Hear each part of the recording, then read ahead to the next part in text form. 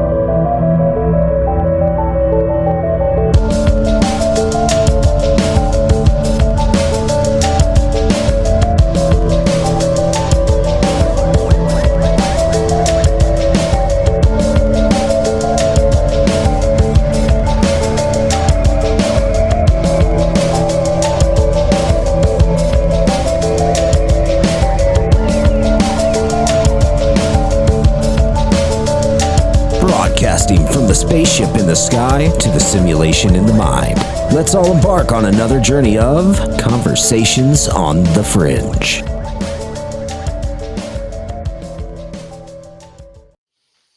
All right. Good morning, good evening, good afternoon, wherever you are in the world. My name is Josh. Welcome to the Red Pill Project's Conversations on the Fringe. This is where we have those conversations that are beyond that normal understanding and the political and the economic and all that stuff and the happening in the world. But instead, we expand the mind a little bit and venture off into the unknown and have those conversations that need to be had. And tonight, joining us are Miss Loralee and David Whitehead. What's up, guys? How are we doing tonight? Pretty good, all things considered. The world's ending. I mean, we got a couple days left, guys. I know. With ourselves. Have fun now. The sun is going to explode in a realm of darkness, and a portal and a void is going to be open, allowing all the demons to flow in. Or so we're told. Yeah. By the people that tell us things.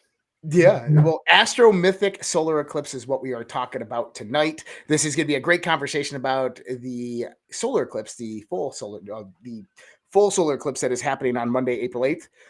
And there's a lot of stuff going on, and we've talked about a lot of different things throughout the last week on this topic. Now, what's going to happen? I mean, we're going to have a solar eclipse. I think that's what we all understand. What does the solar eclipse represent? That's what we're going to talk about tonight a lot. We're going to talk about symbolically. We're going to talk archetypically, astro-mythically, and that's the most exciting part I think about. And so that's why we have two of probably the best people in the world to talk about that topic with, David Whitehead and Loralee, on here to discuss kind of the symbolic representation, the archetypical representation of what this solar eclipse means. And then we can delve into the conversation and discuss some Edgar Cayce stuff and tribulation stuff and get into that aspect of it as well.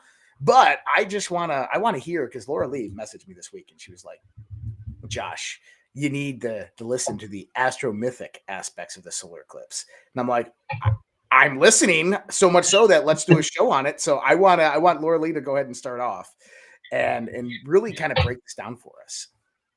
All right. Let me just get my notes up here. So I would say to start with, there's good news and there's bad news. So do you want to go with the good news first? Always. Always.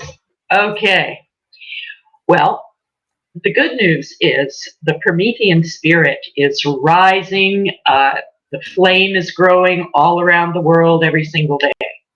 So that really makes me hopeful that, that the world is not going to end on the solar eclipse. And as you said before, Josh, eclipses happen. I mean, the average eclipse process is every 6 months. But, there is anomalies in that. And, sometimes there's actually 5 eclipses in a year. So it's not always exactly the same, but definitely every 6 months you get eclipse cycles. Not every eclipse is a total eclipse. So we have a total eclipse, an annular eclipse, which is where the moon is smaller than the sun, so it doesn't cover the whole sun. And then there's a partial eclipse where it just looks like there's a bite taken out of the sun, right? And total eclipses, again, on average, are about every 18 months. Yep. So, it's not an end of the world scenario. The interesting thing to me is how they're hyping it up and, making this into some kind of end of the world scenario. And it's just another push on the psychological warfare front. And I'd say that's the bad news part of the situation, is that the world is at war. We're at war. But it's not the usual kind of war. It's not they love the bullets, bombs, and nukes and everything else, but the weapon that seems to serve them the best is psychological attack. And this has reached a fever pitch, I think, and this hyping the eclipse is an example of that. Let's rev up the fear again. Let's get everybody scared. Trauma-based mind control. Keep people, on a constant state of terror for one reason or another, and then they can't think rationally. And so if you're not able to think rationally, then you're a lot easier to control. And then we have the other dynamics that are at work that are dissolving, our reality, or at least they are attempting to dissolve our reality and implant into the psyche images and narratives and themes that contaminate our natural creative imagination. So I think that's a really, really important factor in all of this. Now, just the symbolism of the eclipse itself. So according to Edgar Cayce, the solar eclipse is the time that the Earth's aura opens and souls come into the Earth plane to incarnate.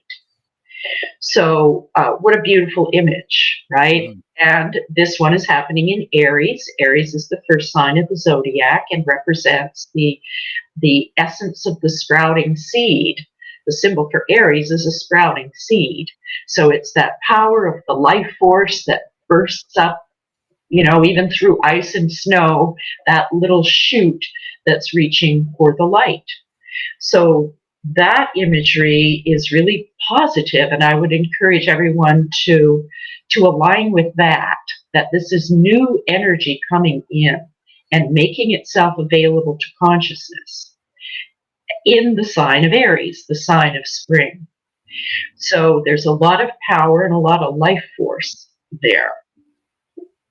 So that's all good. The challenging part is that the shadow, or what we observe in terms of an eclipse, is the moon passing in front of the sun.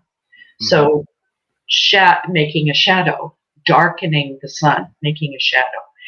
So from that perspective, the shadow is being revealed. And that's what we have to concentrate on in terms of this eclipse, is what what is the shadow? What is being revealed to us as the light, so to speak, is blocked out? What is being revealed? And I would say that a lot of it has to do with what's happening in the USA chart. And that is just the fact that this eclipse is exactly conjunct Chiron. Chiron is the wounded healer god, the centaur god. And to have an eclipse take place, within a few minutes, a few degrees, or a few minutes of a degree to USA Chiron, I think is really significant. So it's showing the shadow side of the warrior. Aries is Mars. Aries is the Greek version of Roman Mars, the god of war. And so we're seeing the shadow side of all this warmongering that has been going on, not just in recent times, but for a long time. And as I wrote to Josh in the email, I think that really since JFK assassination, the coup that really took over the United States, and we've been dealing with them ever since that time. And so there's been a wounding, and then there's been a lot of repression of the awareness of the wounding. And now, with everything that's going on, it's lifting that wound to the surface where it can be acknowledged and treated. Because in the whole idea with Chiron is that it's where the deepest wound is in the psyche. So whether that's in the chart of a nation or in the chart of an individual, it's a wound that never heals. In other words, the idea is not to get in there, heal the wound, then it's all done and better and you never have to deal with it again. Because it's in the tending of the wound that wisdom flows. So the wound has to always be tended. And that also is associated with shadow. It's like if you do shadow work, it's not like just, you go to a workshop or you have a retreat and you do your shadow work and then that's the end of it. You never have to think about it again. So I think this is really a revelation for the world, that wounds are rising into consciousness now. And the people are beginning to see this, like to understand that, whoa, things are very wrong. There are things that are going on are very bad, very wrong in this world. And that's the first step in turning attention to, why? Why is all of this happening? And just that question of why turns consciousness inward, to look below the surface, to look under the hood at what is going on behind the scenes. Meanwhile, the foe are acting out in such a way that they're like terrified, the animals backed into a corner. And I think that's also a part of all this hype. Because this Promethean spirit is rising and protests are going on all over the world, and people, even, the most unconscious are being pushed to, wake up, to become aware that life is not as it seems, and it's certainly not in any way the way it was. So maybe we could also, if you want, I can stop there, but I did want to maybe just define who they are, because I have people ask me this all the time. Who are they? I like to call them the foe, the forces of evil. But I've been thinking about this for a while and trying to formulate a succinct way of giving giving people like a model that you can sort of think about, or a framework that allows us to start to understand who the foe actually are. So I'll just run it by you guys real quick. I'd love to just get your feedback on this notion. So I've boiled it down to what I call the 4 MICs, M-I-C. That's the military industrial complex, the medical industrial complex, the money industrial complex, and the media industrial complex. So within the 4 MICs, they're inhabited or populated with a group of psychopaths, banksters, gangsters, and criminals. And each group has a specialty, of whatever it is they're focused on.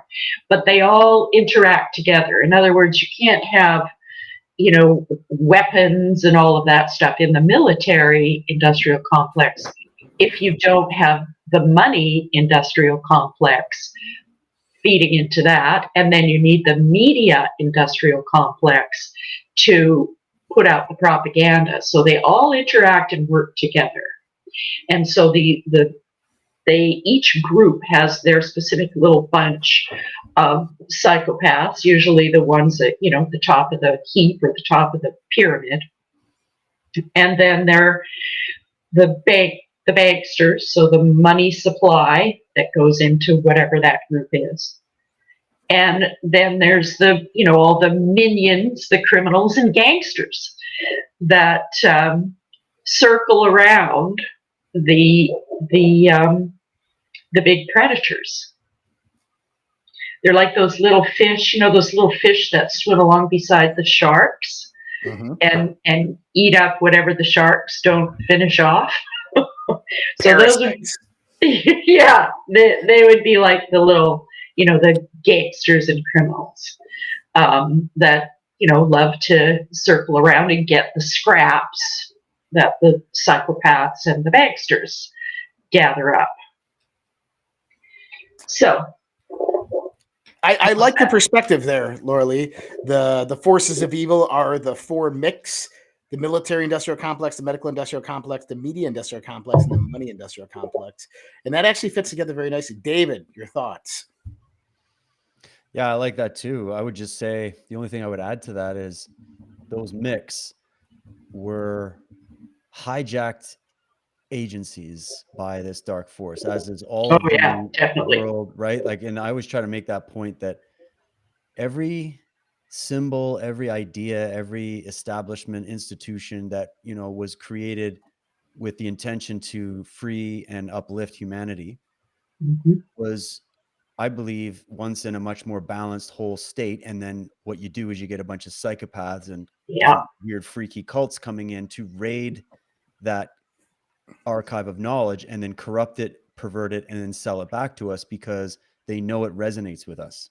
So they do that by hijacking your religious institutions, the media, the education system, politics, etc. And then they create a fake enemy that then points at all of that, which is what we're going on right now in Western civilization with all these radical Marxists that are critiquing every aspect of Western civilization right down to the nuts and bolts, as though the entire thing is just evil and debauched and everything like that. And then they point to legitimate crimes. Sometimes they point to, slavery or, wars, all this stuff through the Bush era. And they go, oh, look at the evil America.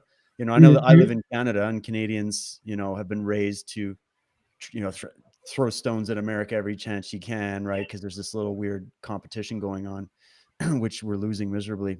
But the main thing is that it's divide and conquer, and they want everybody focused on that and not to understand that the institutions of freedom and individual rights and property rights and the concepts that built the foundation of the West were, I believe, built and designed by good people trying to correct course from the previous distortions, right? But then right away, day one, infiltrated from within. I've even looking into the Masonic and secret societies and whatnot. And there's a lot of those those within especially when you read the older writings, a lot of them were just studious people that were trying to preserve lost wisdom from the ancient traditions and try to get a new perspective on it. And they write about how they were infiltrated. And that's always an interesting thing to me. So today, in our so-called conspiracy truth freedom movement, which has now also been hijacked and corrupted, in my opinion, there's a lot of this notion that just as the radical leftists on the mainstream are trying to go with this, we need to totally destroy the system and then build this new, I don't know, Chairman Mao kind of system. It's the same thing happening with those that woke up to that lie and went, no, we got to preserve it.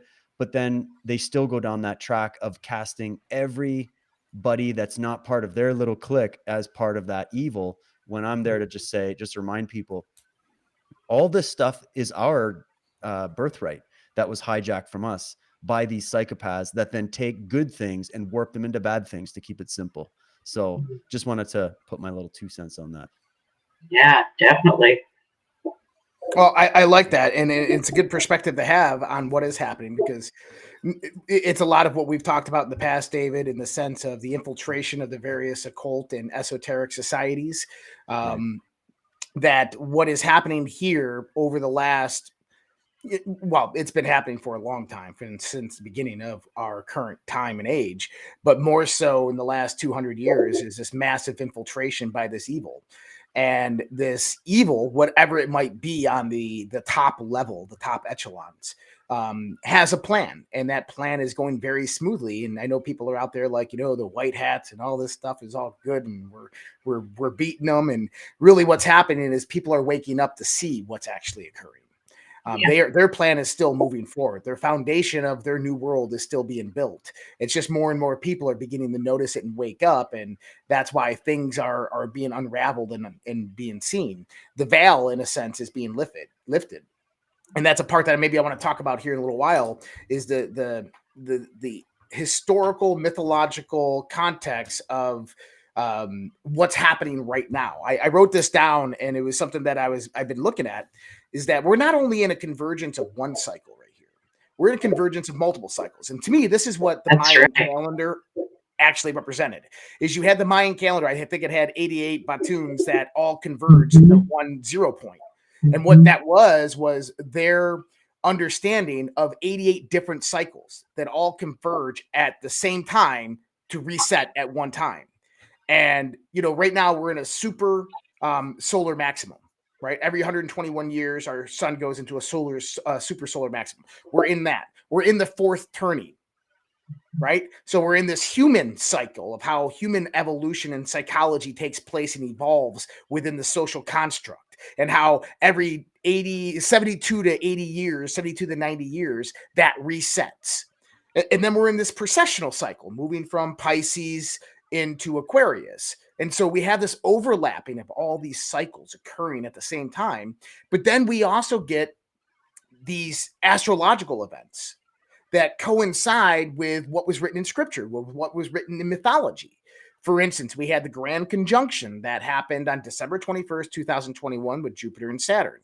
The Grand Conjunction, Nostradamus prophesized this in what's known as his last prophecy on these steel plates. He talked about the Grand Conjunction, but he looked at it as the children of Saturn and Jupiter converging and battling in the blind to unravel the mysteries of the universe and bring harmony and balance into the new age. Did a whole show on this and tons of research on it. So there's that. Then we have, obviously the Mayan calendar. Then we have the last solar eclipse, which I find interesting, was in 2017, August 2017, and now we have this one in 2024.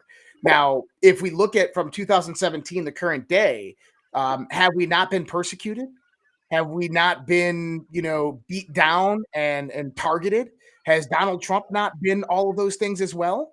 And what's the definition of tribulation? 7 years of tribulation. Is that not, in an aspect, 7 years of tribulation? And so I look at it, it's very interesting. Now we have the solar eclipse, which is converging with the Devil's Comet, which happens, I think, every 61 years. At the same time, you have this this other stellar event that's supposed to happen in and around the time of the solar eclipse that happens every 91 years. And that's a star that is being consumed by a black hole that is supposed to come up to magnitude 10 brightness in the sky around the same solar eclipse. And then in September of this year, you have a micronova that is seen every like 70 years, that is going to be seen for the first time in 70 years. And so, we look at these things. I mean, and I believe that potentially is like the blue Kachina prophecy in the sense of the Hopis and what they've talked about. And really what it brings about is that our ancestors understood that they could relay the movement of the heavens and the cycles of life and earth and the galaxy and how all of this stuff evolves over time. They could relay that through the movement of the stars and how solar events, astrological events, all converge at various different times and points. And that this is what certain aspects of mythology are about, to teach us about these cycles and how these cycles then have this aspect of influence over our consciousness, over our minds, over the various archetypes that are expressed within inside of ourselves. Yeah, that's a big thing. And that's how I think of it as well. Like when you have all these, because everybody's competing for who got the prophecies right? Like if you think about it, this is what's happening on social media right now, all the conversations, and every religious group or not, everybody's like, whether you're looking at it from a scientific system where you're probably not going to get into prophecy type things, but you're going to look at predicting based on data, right? Or you're going to go from a religious standpoint and say, here, our books said this, and there's all the prophecies that have come true. So therefore that validates this. And then you go, oh, the Hopis said that, and the Mayans said that, and the Egyptians said that. And we've even got there's a really good one from Ireland where a priestess in ancient times was prophesying that, in the times, in this certain age, I can't remember how she worded it, but in this particular age to come, you'll know that you're entering that age when you know that all the women are shameless, the cows are milkless, the men are strengthless, and there's these types of things. And I think ancient peoples had a few different ways of writing these things. Number one, they lived through times like that. And so then they spoke about it and they recognized patterns, and they're like, hey, if we keep adopting these kinds of ideas and having these kinds of kings and queens ruling over us, then the same outcome is going to occur once again. So we're here to warn you that we've already lived through this in a different cycle, and we're going to pass it on to warn future generations. But another thing, and I'd love Loralee's take on this, is that if we understand for a second, and this is just a theory for people to mull over, you don't have to buy into it, but for me, it's very compelling. If you are to do comparative study across all the religions and mythologies and the prophecies together, and you start to go, well, some of them have come true, and they've come true from different competing ideologies. So there's a truth there, yet each competing ideology is going to try to territorialize it. How do you zoom out of that and be objective? And what's the common denominator? Well, the common denominator for me is that all these religions were based off of the study of the heavens. That's the original, the sun. Here we are talking about solar eclipses, the worship of the sun, not even just the worship, but the understanding of it and the veneration of it and the mystery of it and the power of it and the luminaries, right? All this discussion that you see was the most impactful study of all ancient times, was because ancient man didn't understand how nature was turning on and turning off, how it was doing what it was doing. Everything that man touched needed to have some kind of energy source or some kind of labor that goes into it, but nature acted effortlessly. So they were like, well, we better watch nature and we better map it out and we better study its cycles, because number one, they had to start agriculturally by studying the movement of the sun and the journey of the sun and all these things, because that's what's going to allow farmers to produce crops in very dire times. And then number two, they started entire temples and cults. And there's actually, you can get into solar cults and lunar cults of the ancient world, and how there's been in all corners of the world, all over the world, there's been study into that. And there was a big emphasis on that. So for me, the common denominator amongst all these ancient religions is the study of the heavens. And then they tried to bring heaven to earth. And that was the whole point of it. And then they brought the whole idea out that man is the measure of the universe. And therefore, what we see above us is mirrored within the consciousness of each human being. And that's why there's actually a link between the movement of the seasons of nature and the grander seasons of the cosmos that's linked to human consciousness, like what you were talking about, Josh. And so when you can understand that human beings, especially when we gather collectively with ideas, have an actual relationship with nature and also the unfolding events of nature, And if you understand that these dark magicians that we can get to later know about this, there's a game of trying to manipulate perception and human consciousness so that that can also build the blueprinting necessary to fulfill pre-written and pre-scripted prophecy. Because I mean, the Satanic Temple's got their prophecies too. All right. So I just wondered what Loralee would say on that when it comes to, you're talking about the cycles in astrology and astrotheology, how you would see that also, or do you see that also as sort of the common denominator as to what's underpinning, like in these prophecies, they're talking about it mythologically with characters and all of that. But those characters, when understood correctly, are actually referencing these demarcations that were studied when it came to the luminaries and the movement of the heavens, right? Yeah, that's very well said, David. That's great. Yeah. You nailed it. Yeah, no kidding. Well, the sun is the light. It's the life force of the universe. So our relationship as, like, we are made of light. And that is the divine relationship. It's our light and the sun's light. And the sun's light comes from the center of the galaxy, and whatever happened before that, right? And the forces of evil are wanting that power. So whatever this thing is that has infiltrated our world and our consciousness.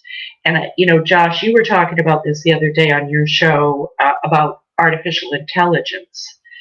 And so I've been thinking about that because I've always had the sense that evil is not human. That this thing that we call evil, this anti-life force, is not a product of humans. So something has happened, and it's this thing we call evil has come from somewhere else. And of course, there's lots of mythology and stories about what that might be.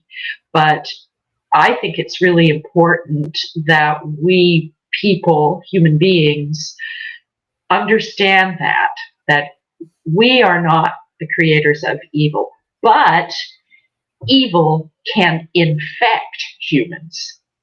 So it's like an infection of the mind, and even worse, an infection of the imagination. Because it's the imaginal that connects us to the divine. It's through our imagination that we connect with the divine imagination. Everything that is created by humans comes out of the imagination, our relationship to God, to the life force of the universe. And so that is our natural way of being. But we can be infected, obviously. And I would say again that the so-called people who are, sitting at the top of these pyramids, these psychopaths, they've been infected by this thing, and for all intents and purposes, taken over by an anti-life force. So artificial intelligence kind of fits the bill there, but do we even really know what that is? I would say that it's like, whatever this thing is, it's not human, it's not of the light or the life force of the universe. It's something else that has infected humanity. And up to this point in our evolution, we've never really had the tools to understand this or to investigate it. I mean, there's the Bible and the sacred writings and scriptures and everything, but we've never had the ability to communicate around the world with each other, with these other kinds of ideas, and analyzing scriptures and looking at mythology and psychology and doing the kind of high level analysis that we're doing right now. And that's going to expand. I think that's part of the Promethean spirit, this Uranian energy, this Aquarian energy. My take on the idea of the Aquarian age is that it's the awakening of Prometheus, the Promethean spirit, that part of the psyche that rises up when the life force itself is under threat. It's a archetypal potential that comes forth, right? It's because the life force itself is under threat right now. We are in threat. Would you compare that Promethean spirit? Would you say that, and maybe we can explain archetypes a little bit, because some people might not understand what we mean. Like you're talking about almost like an aspect. It's like an idea. It's an aspect of consciousness, right? And how would you compare that to, say, like the way Christians describe the Holy Spirit or the Christ, yes, like the Christ energy? Or would you yes, say that there's maybe it's the same thing. Same thing. Same thing. Just different names. Okay. Yeah. And the myth of Prometheus is he's the god who had so much compassion for the suffering of humans who had no fire that he was willing to beg Zeus, the chief Olympian deity, to provide fire for the humans so they'd have heat and light. But Zeus, being an archetype of power, refused because he feared that his power would be, that if the humans had fire, they'd become more powerful than the gods. So he refused. So Prometheus represents that force. It's like a force of nature. Archetypes are forces of nature in image form. They're actually an image of what is the biological instincts. Mm. And then the image, that's the symbolic. That's why symbolism is powerful, because of the way we interpret the image, especially if it is based off of nature, which is why look at the amount of solar symbolism used for advertising, for pharmaceutical products, for religions, for cults, and I've been steeped into that research, right? It's everywhere. The solar symbol, the rays, the sun rays, it was on Obama's campaign, right? A New Hope and all of this is all very symbolic. And the reason those are the best movies when they advertise with that kind of symbolism, or put those archetypes within the movies, like the Marvel movies or the Lord of the Rings, or, whatever, is because the reason that those are blockbusters, and the reason that we keep lining up to vote red or blue, or to do the play or buy that Crest toothpaste or whatever it is, we don't even know, but we're actually being entrained through the symbol. And you've just explained why that's powerful through what you're saying with the way these archetypes work when it hits the human mind, right? Right. And that it comes naturally. It's a natural human response. The Promethean spirit rises up to defy whatever it is that is seeking to destroy life. And the sun, or the image of the sun, as you're describing, David, it's a circle. It's ultimately a ring of power. The Lord of the Rings. Yeah. And isn't it interesting that over the last, especially around this eclipse, which is, a ring with the corona around it, that this is the most powerful symbol. It's the ring of power. But the ring of power, you see, we humans have to learn how to use power in the service of the light, instead of lusting for power to use to dominate and control life. And isn't it interesting that the kinds of images that we've been seeing just over the last while during this eclipse hype, and lots of talk about nuclear bombs going off, right? Yep. And Well, images too. Yeah. yeah, lots of images of nukes going off.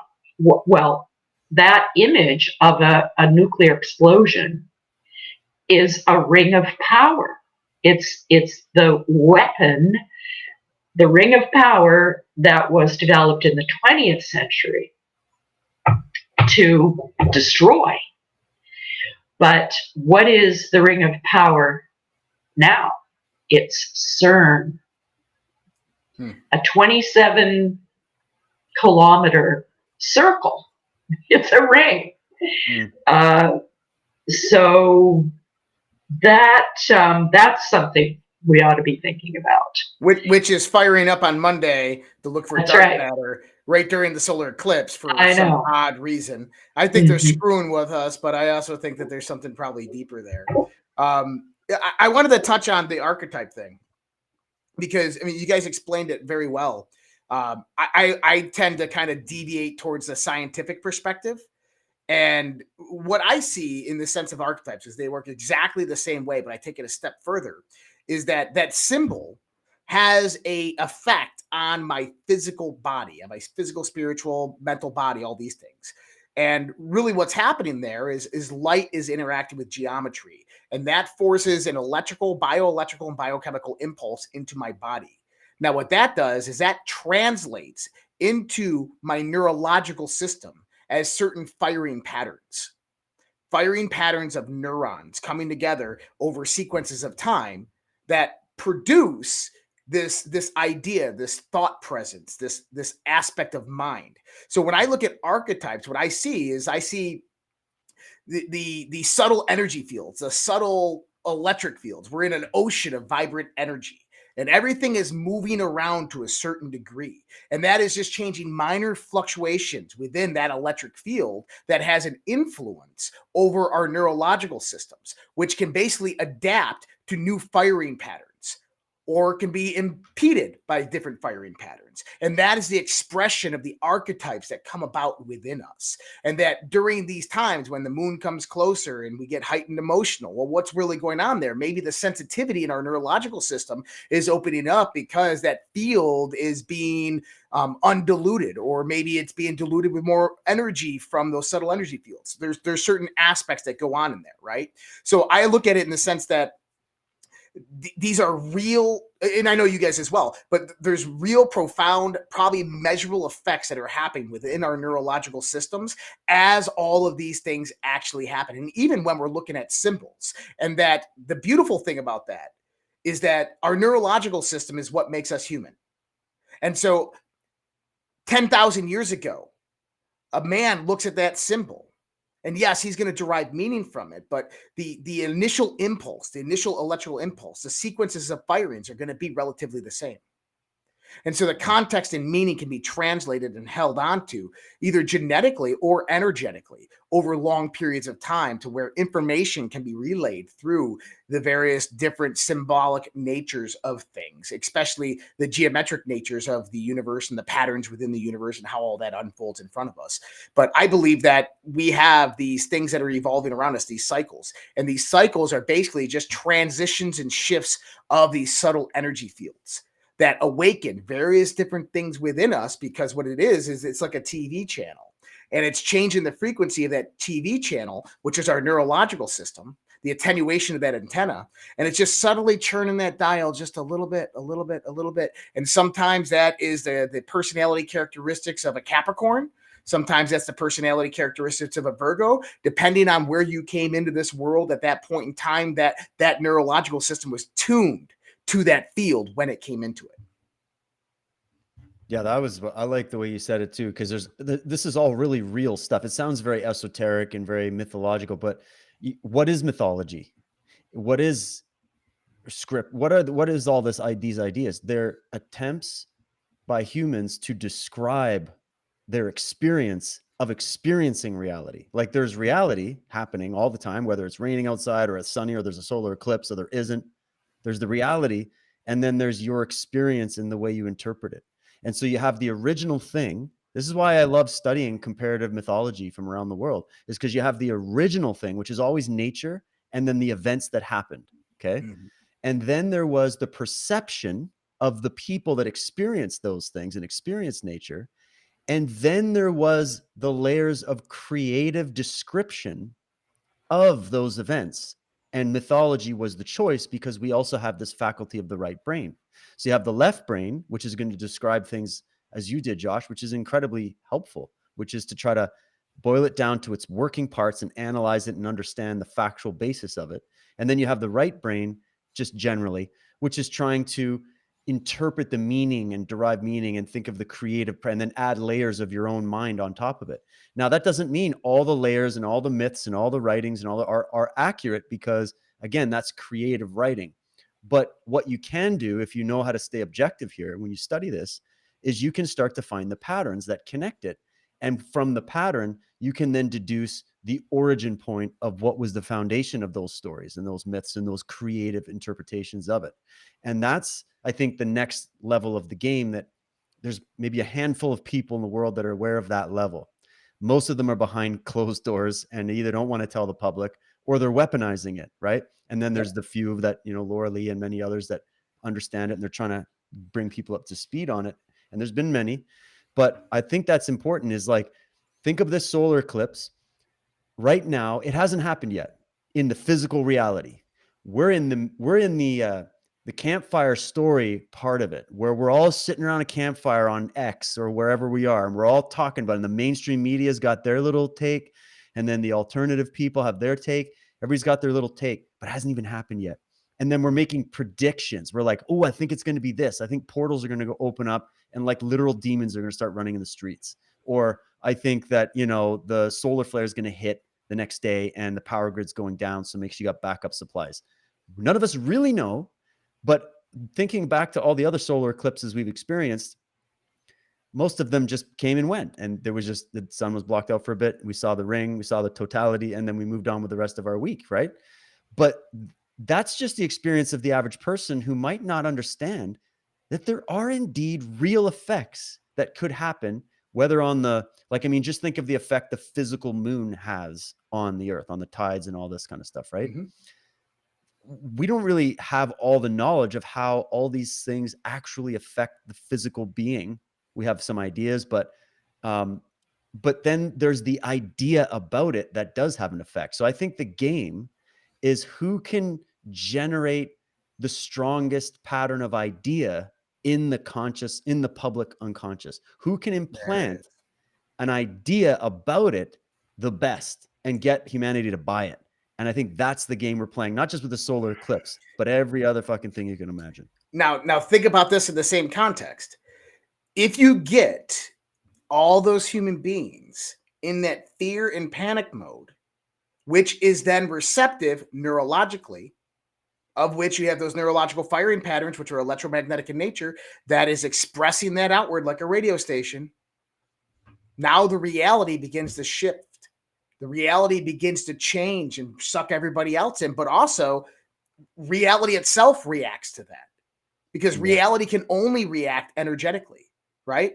So reality has to match that. It has to come about. That's kind of when we get into the process of manifestation and things. But I mean, I think that is what has been happening the last 2 weeks.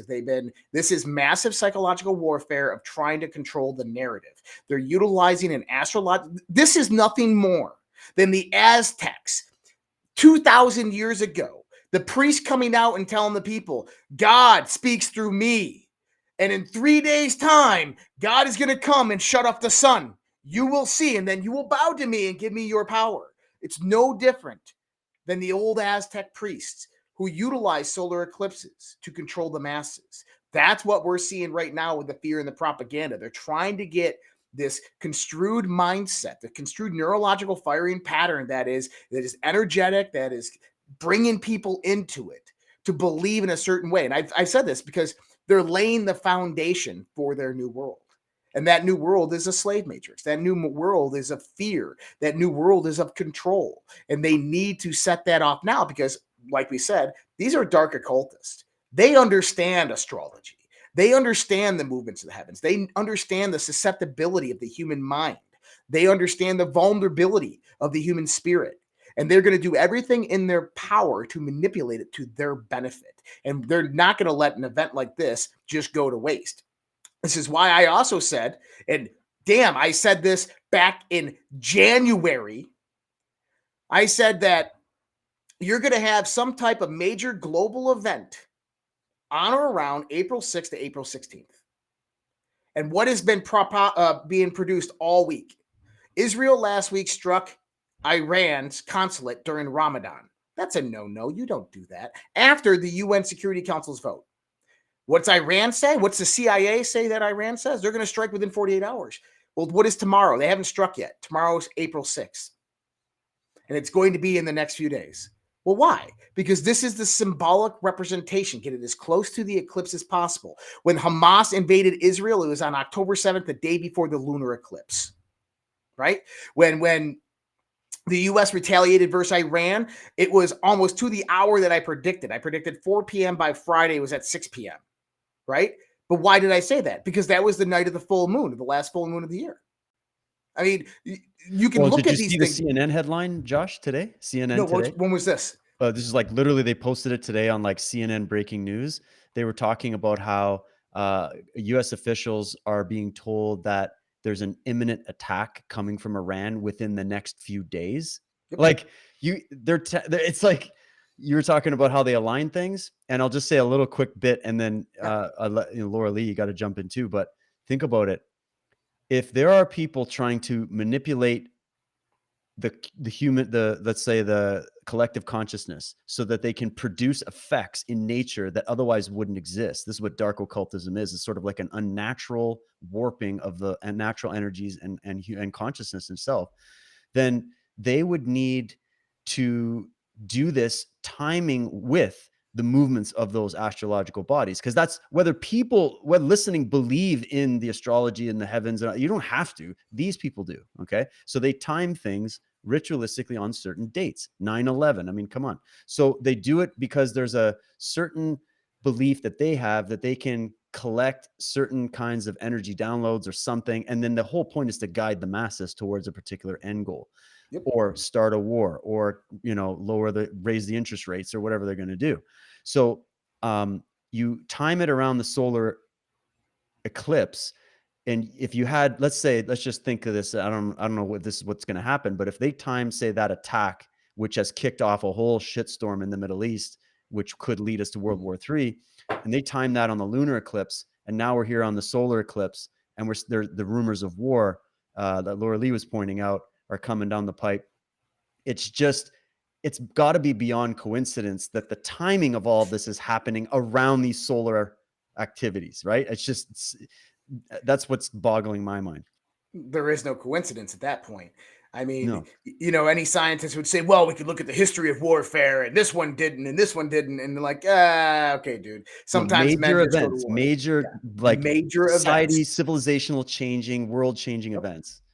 Yeah, exactly. There is no coincidence. We are being controlled. They're attempting to control and dominate over us. And they are utilizing the stars, the heavens, astrological events, and the knowledge of astrology to do it. Loralee? Yeah, well, I just love everything you've both said. The one ring to rule them all, folks. They want the control of life. And it's through mythology that we humans understand the nature of our true being, because mythology is the condensed knowledge and wisdom of all humans since the beginning of humans.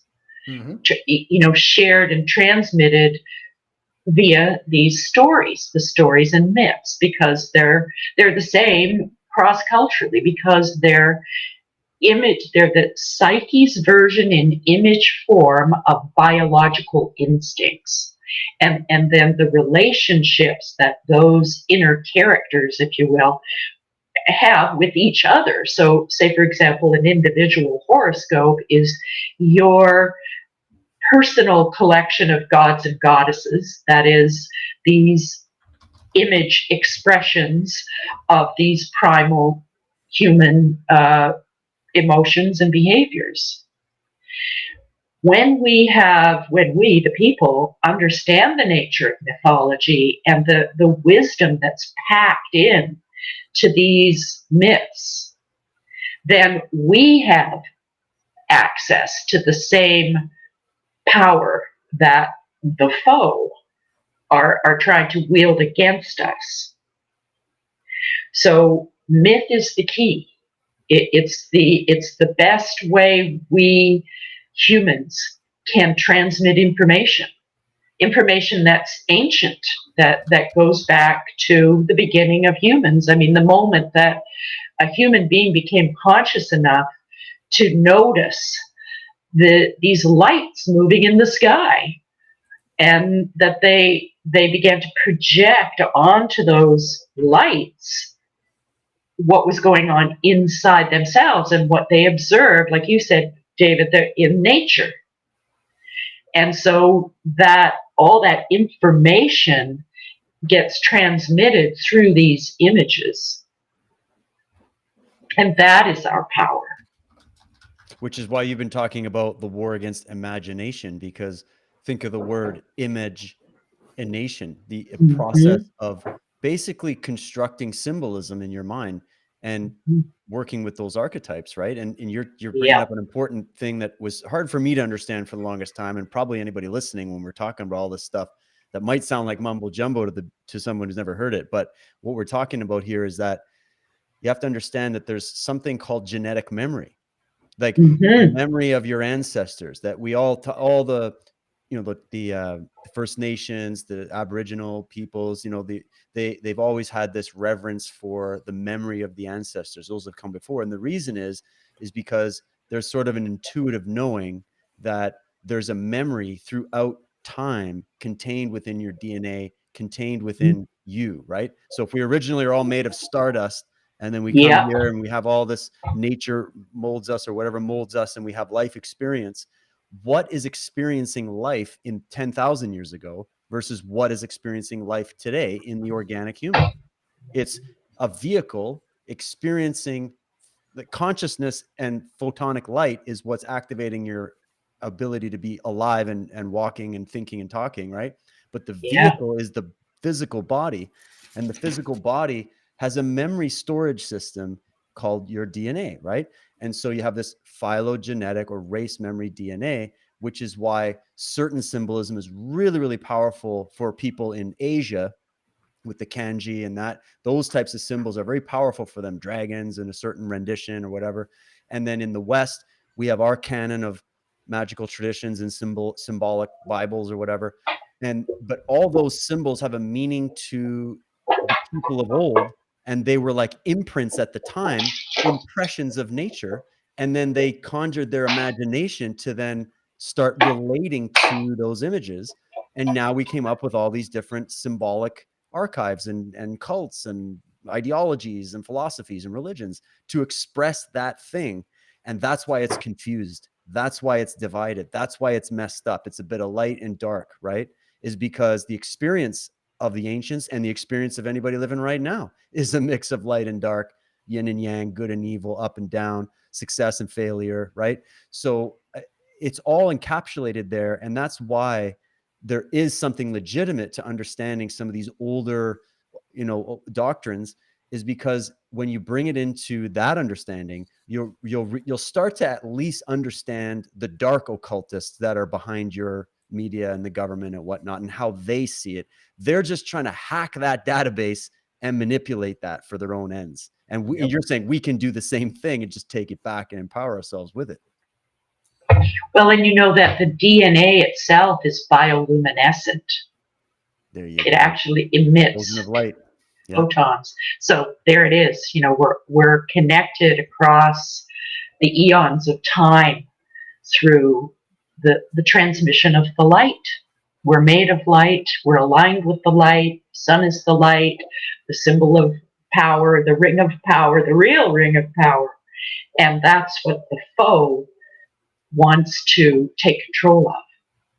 And just touching in to some of the things you were saying earlier, Josh, about the what's happening in the world and all this, threats of bombing this and that, and all the countries that are in conflict right now or on the verge of conflict have significant planets or points within the range of the degree of the eclipse. Iran, for example, has Pluto at 18 degrees of Libra. That means the eclipse is opposite Pluto, god of death, transformation, and rebirth, opposite that eclipse degree.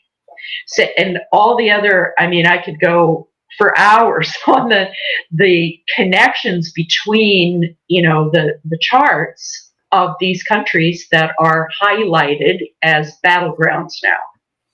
And they're lit up with this degree, this range of degrees in the cardinal signs between about 17 and 21 or so degrees of the cardinal signs. And when we talked about Eris is now standing at about 24 degrees of Aries.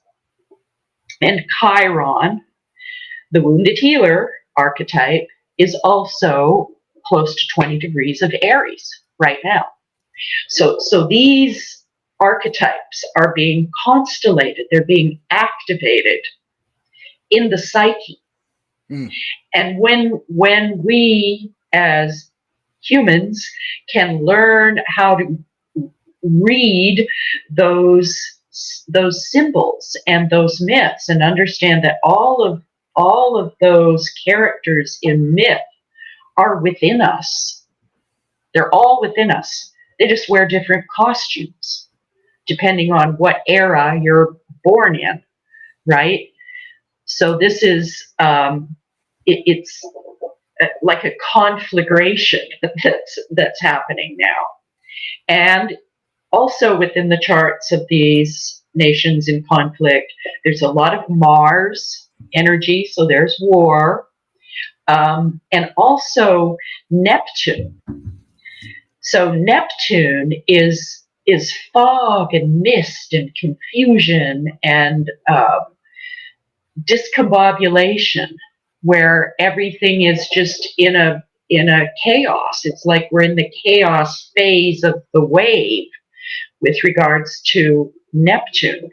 And I think that's also in part why the foe are really, stepping on the gas now, because they know, because of their occult knowledge, that this is a time where the veils are thin.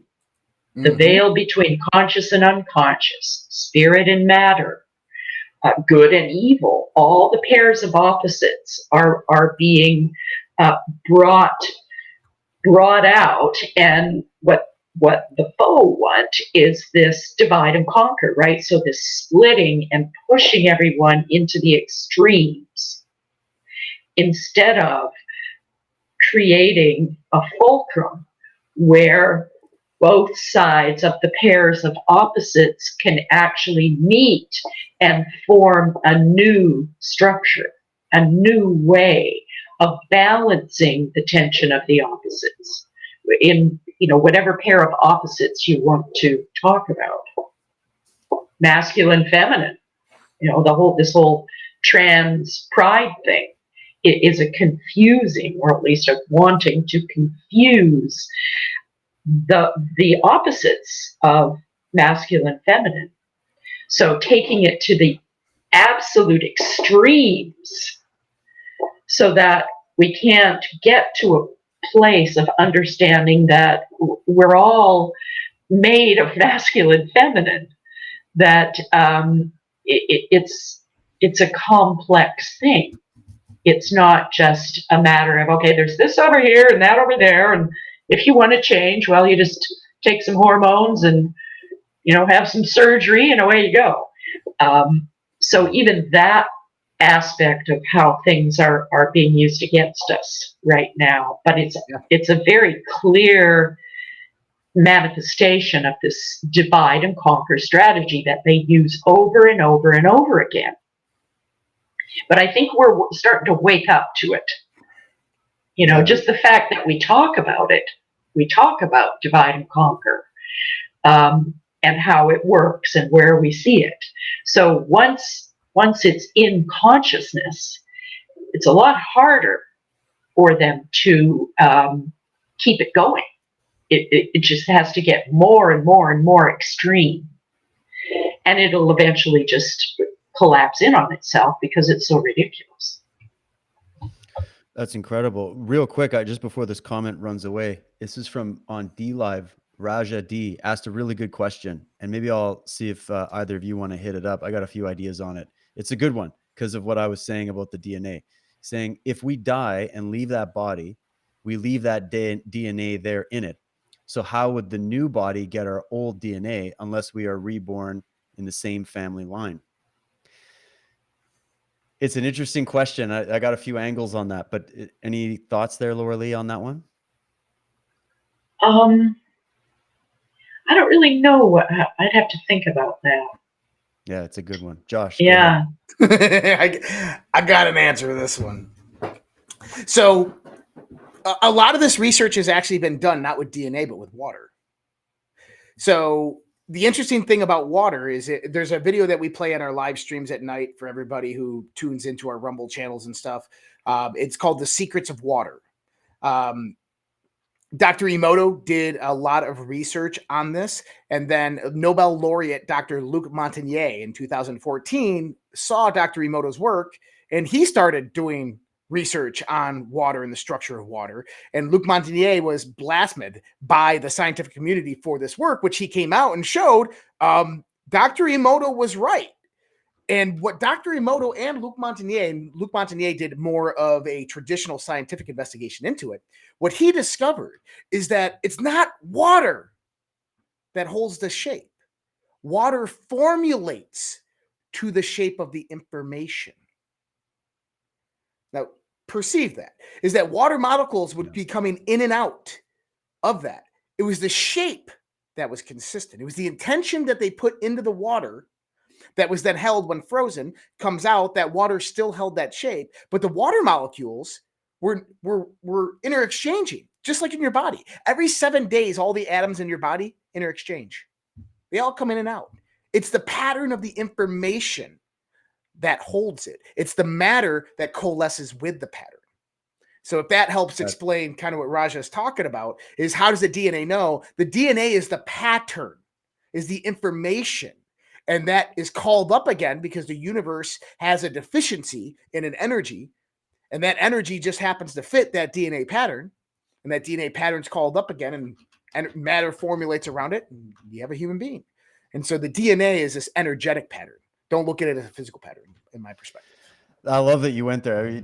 That's exactly the direction I was going to go, but I'll add one thing because I'll bet you Raja's next question might possibly be, well, what was the input to cause that whole thing to happen in relation to what we were saying about genetic memory and the power of symbols, and we're going there, is that if you are a member of the human race, then, and you were alive at any point in time on this planet, but specifically if we're going back to the old bloodlines, the originals or whatever you want to call it, every single one of them interacted with what?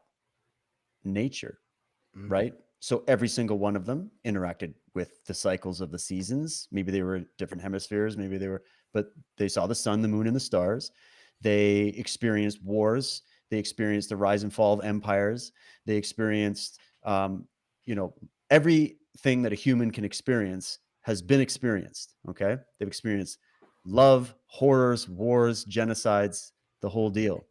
And so being a human on planet Earth already grounds you to that, what's the right thing, to that whole matrix of things that are going on.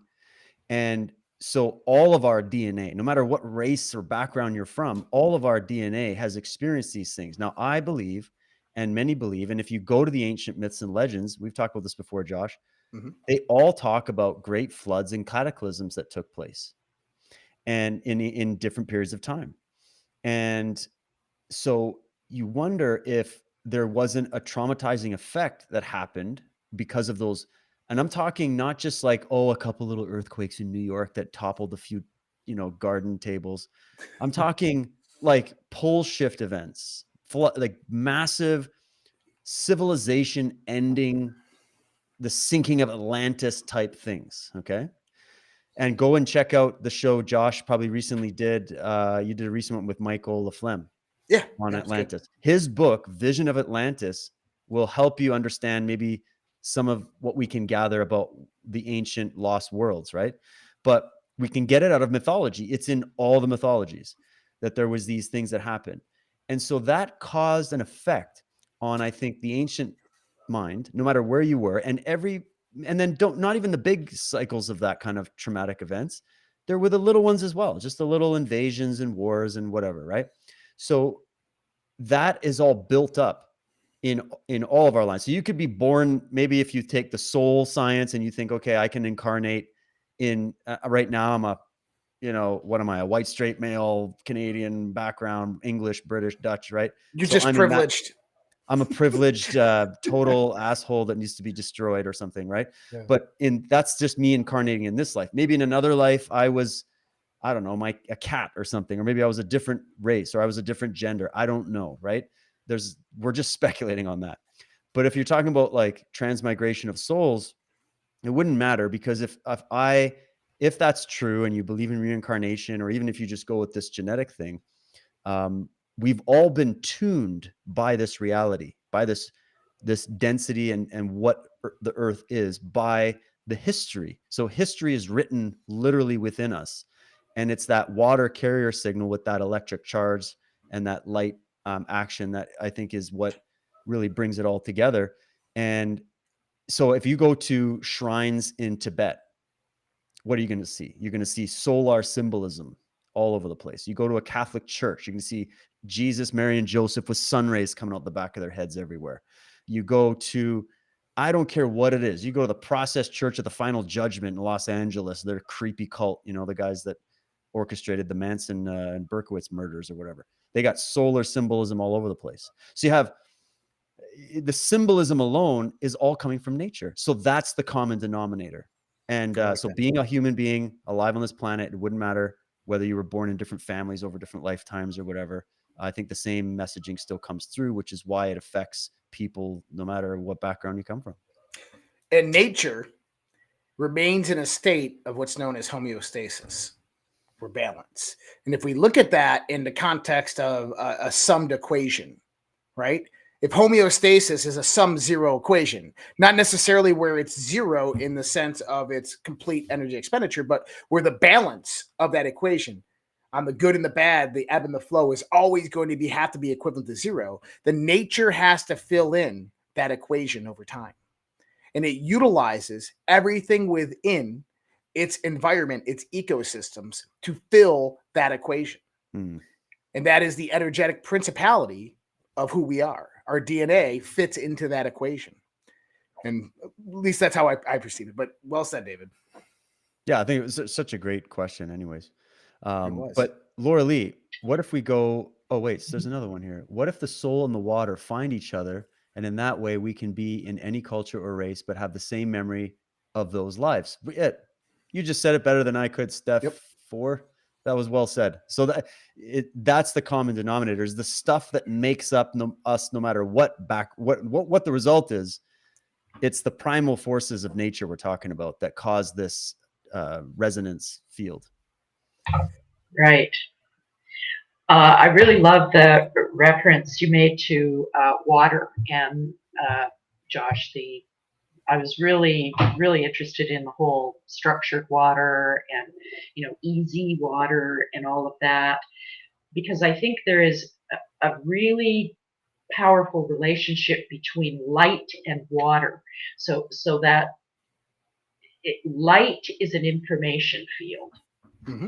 And when it meets the water has memory. And we take that water, our bodies are mostly made of water. but it's not it's structured water. It's that special kind of water, fourth phase water. But it's a means by which when we take water in, we drink water, when we shower or go swimming in water. I think of water as being like a liquid form of light. That the relationship between light and water is very deep. I mean, both operate in waves, particles and waves. I think that light and water are key to this, everything we've been talking about, this transmission of knowledge and wisdom over eons of time. And whether we actually, incarnate as a distinct soul that goes into another body or whatever. I mean, I don't know. I don't know. But I think that every experience that we have is stored in the collective unconscious. That's what the collective unconscious is. And that's Neptune and Pisces rules that realm, that container of every memory, emotion, experience, sound that has ever happened since the beginning of humans is contained in this ocean of life. And it's so funny you're saying this, Loralee, just really quick. And someone said, I think the ocean does something for us. Corinne, and I was just at I have the ocean front. I'm very fortunate to be very close to it here in the Pacific. And I was just commenting to my wife, I'm like, just coming here to listen to the sound of the water. I don't even need to see it. Just the sound of it alone. There's something that it does to me. It just activates, like I have all these imaginative thoughts, and there's something about the sound of the water. So that sound frequency of the natural element of water is very powerful. And then I've even heard that when you look on the surface of the water and you see the light and that shimmering that happens, it's incredibly good for your neurology, for your brain, to be able to view that. There's a positive effect. They've even recommended people who are manically depressed. They've even tried different types of therapy with literally just sitting by water and viewing water and listening to it. I know it sounds kind of hokey, but I think there's something to it, just because it activates something much more, maybe not primal the best way, but just more natural within you, Well, I put up this article. This is something that I actually found recently in a lot of my research, that water molecules characterize the structure of DNA and genetic material.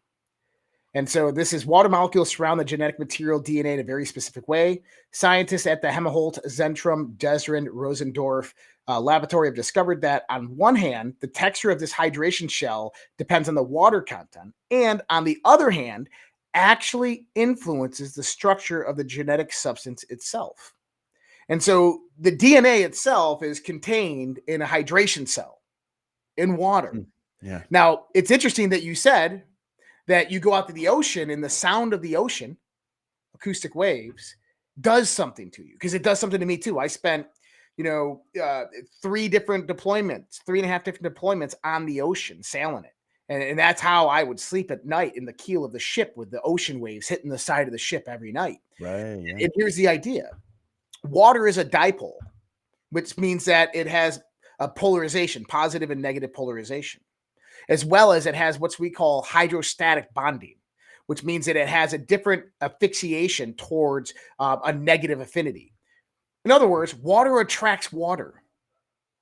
So imagine the water in your body around your DNA oscillating with the ebb and flow of the water's electric field of the ocean, which is massive. So the ebb and flow of the ocean waves coming in and out actually has an effect on the water within your body that circumvents the DNA, oscillating it in a certain rhythmic pattern. That's mind blowing. Well, think of all these float tanks that are a big rave right now, right? You get Yeah. sitting in those float tanks where they get the water at exactly your body temperature, and then you float in it and it's pitch black. And you almost have, people have out of body experiences, psychedelic experiences, and all kinds of stuff. And then Roxy SDG 69 was saying, think about the psychics and the telekinetic ability that is heightened when floating in salt water. There's been many discussions about that. You were talking about, what's his name, Ingle Swan or somebody before. Mm-hmm. And so, yeah, you just, it makes you think. And then if our DNA, and we're mostly made of water, and then astrologically you got Pisces, right? And it's a symbol of water. And then you have, Moses parting the Red Sea or parting the sea. You got the stories of Jesus walking on water and making, and all these things that come together. It makes you think about it all a little bit differently as It to does. what truth they're really pointing at. And then the moon affects the tides as Yeah. well as affects human emotion. Why? Well, and with Saturn now moving through Pisces, so here's an image, a way to think about the relationship between the spirit and matter. So if water is the source of the imagination, that it's through the water that we connect to the divine imagination. And if you go to the beach, what you'll notice is when the wave comes in, it at the edge of the wave, just before it goes back out, before it ebbs, it leaves a little pattern of the little sand bits, the particulates. It'll leave a little line, a little path of where the wave came in, and then the wave went back out again. And then the wave comes in again, and it slightly rearranges all of those little particulates. But it's a similar pattern. And I think this is how we can think about the relationship between spirit and matter, that it's this constant shifting of the, what comes in from the divine, if you will, and it arranges matter in a pattern. And then the wave goes out, comes back in, rearranges that pattern again a little bit in a fractal way. And I'm thinking that this is what's happening right now with Saturn in Pisces, because Saturn, it represents the realm of matter. Saturn is everything to do with matter, what is in form, what is already formed. And Neptune, Pisces, represents that which is not in form. So the unformed and the formed are always dancing in this way. So what is possible in the imaginal or in the unconscious makes a pattern in matter. So you could say this is what happens with the DNA. It makes a pattern, and then the wave goes out, comes back in again, and slightly tweaks that pattern. And every once in a while, you'll have a big wave, or maybe even a tidal wave, that totally wrecks the pattern, but it still will leave its mark. It'll leave an edge. And then the wave calms down, and that pattern then gets fractalized, if you will. Does that make sense? Oh yeah, it's Yeah. mind-blowing. And as you're talking, I'm watching your avatar, and the avatar image is what, the light of Elendil. That's Galadriel's, yes. But isn't it funny, in Lord of the Rings, it's symbolized as a liquid. Yes. That's luminescent, right? That's and right. It's a female. Yep. That is presenting it. And when you're born into the world, you're born out of the your mother's uterine waters. Yeah. Yeah, which Crazy, is the same, salt content as the ocean. So you can't make that up. Yeah. And that water goes in waves called contractions, and that's how you're born. Mm-hmm. Mm-hmm. And did you Also know that? note, Oh, go ahead. Okay, go ahead, Loralee. Sorry. I was just going to say something about Galadriel's light. Keep in mind that Galadriel has no weapons. She does not carry weapons. What she uses to ward off Sauron is the light, the light Irendil.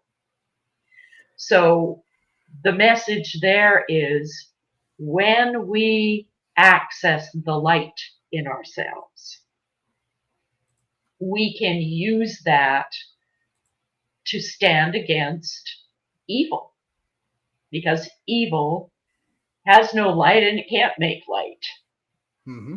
So the best weapon, if you will, or what we can use to fight against this enemy, this predator that's coming for us all, is to use the light. That is our consciousness and our awareness that we are made of the life force of the universe, the sun. There isn't anything on planet Earth that isn't made because of the sun and where the sun comes from. So I'm going to jump in here because it's funny because I'm looking at it right now. So someone said that we're made of water. Yeah, about 82% of an adult, 78 to 82% of an adult human being is water, right? And I find this interesting that there's this connection to what we're talking about here is the oscillation, the waves, and water. Now, what's interesting is stars, the collapsing of stars is what actually produces water in our galaxy. Now, in our galaxy, the water in our solar system coalesced around the formation of our star. And this is within the stellar nursery theory of how stars form, is that water basically surrounds the stellar nursery, the star that's forming. Think about that. Water forms around it. Now, what we do know, and this was discovered in 2020 and then just confirmed this year, that not only do stellar nurseries form in the galaxy, but they form in a giant wave of stellar nurseries called a Radcliffe wave. And the way the Radcliffe wave works is as a sine wave. And so if you imagine the galactic arm oscillating back and forth like this, stellar nurseries form on this oscillation of a wave. So you have all these other stars that are formed that are still on their wave pattern. But now you'll have a new wave pattern, and water will surround those stellar nurseries and then begin that waving pattern as the stars begin to form, as it transits the arm of the galaxy. And the symbol of the go yin ahead, yang, Dave. symbol of the yin yang, one of the most ancient symbols ever, and there's many variations to it, is it got a sine wave, little light in the dark, little dark in the light. And it also was called the two monads, right? Yep. And this is the idea of the cell and the egg and, you know, the creation of life. But that we're talking about a relation to humans, but you're talking about the relation of like stars and galaxies, and it's as above, so below. That's it. And we figured out. Yeah, and the underlying structure is the six-pointed star. So when you say like the image of the yin yang, these are 2D images, and same with the image of like a galaxy or whatever. As we see it, it looks flat, right? Like 2D, but it's actually a torus. That everything is made of toruses. Energy fields, the electromagnetic field that surrounds everything is these little toruses, and that the galaxies are huge toruses, and everything in there are these little toruses, these little toroidal fields of energy. Mm-hmm. And the basic geometry of that is a hexagon. Which is, again, the hexagonal shape. I think that has something to do with the DNA as well. Yeah, it's a hexagon. Yeah. The DNA. Yeah. We got Bev. And water too. Yeah, exactly. We got Bev Cook. She's kind of hitting out of the park, just noticing these little connections. Vitamin D from the sun, You know, the thing that they didn't tell you about during the lockdowns, they're like, just stay in your homes and be afraid. And so pharma makes a bioweapon for you guys. Instead, you should be getting vitamin D, right? We're finding out. I was just interviewing Dr. Makis on my show. He's talking about the importance of vitamin D. And so, yeah, it's funny that the sun is the bringer of life, literally. And then you have, what was the other thing she said? Oh, we're baptized in water. You know, if you think about, and so many different types of baptism practices around the world, going back to the ancient world, even the story of Moses being found in the reed baskets and all this stuff, they're telling you something symbolic there. And it's talking about all these principles. So I just wanted to point that out. I'm looking for something because it would be pretty profound if I found it. We actually talked about this on Earth Chronicles, David, when it happened. You were blown away when I showed you about it. Blow me away again. I'm trying to find it. It's you have to search while the you're right while you're thing. finding it. While you're finding it, I'm going to say something real quick about how the dark side of the Force views all this stuff. Okay, especially when it comes to solar eclipse. So one way to look at it is that what we had, the corrupting factor that I was talking about with this basically collection of all the sum total of human knowledge in ancient times about how nature worked, how human consciousness worked, and the extent to what they knew about how the universe worked, right? Which wasn't everything, but they still had a lot of insight. There was the pure seeing coming from nature itself, and what the understanding of the spirit behind nature, which they named, many different names and created deities about, but, it's still the central uniting factor behind it all. And then there's the corrupting form of that, which is that, say, in ancient Egypt, you had the ominous class, which was more nature-based, that simply venerated the actual sun, like the sun and all the nature and the other stars and planets, and they looked at that as the guide. It wasn't necessarily that they were worshiping the thing itself. They just looked at it as the guide. Okay. But then you had this other class, which you can call the Atonists or the Setians, right? The Satanists, really, who they had a worship for specifically Venus, and they had a worship for Saturn, and they had a worship for the dark side of the sun, what you call the dark side of the sun. And I can't help but think of that. Like, what do you mean the dark side of the sun? Well, you think about it from their perspective. They're seeing the sun that when it comes out, it lights the world, and you can see, and the predators flee and all of that. But they would look at it as there's the face of the sun, and then there's what's behind the sun, right? So you have the dark side of the sun, just like we talk about the dark side of the moon. It's what we can't see. It's what's obscured. The sun is actually blocking out what's around it, which is why you can't see the stars during the day. Well, you can here and there, but not to the same extent, obviously, when the sun is out of the way, right? And you're just seeing the stars for what they are. And then you have this idea of eclipses, which, if you see what the eclipse looks like, the Lord of the Ring, we have the ring, but it's blocked. It's the black sun, right? And then you get into the Order of the Black Sun. And where do we hear about this, right? The Thule societies and the occult world and everything. And so there's an idea of like, what created this sort of, what would it be? It would be like a distorted, debauched, warped version of the original. What produced it? What produced the evil part of it, the inversion part of it, right? Was the idea that ancient man had a certain view of nature at that time and of the gods, because they classified everything personified, right? Because of the bicameral mind, and that's just where we were at. They looked at it as, well, nature hurt us. The sun didn't provide what it promised, right? That's how they looked at it, like the betrayal of the gods.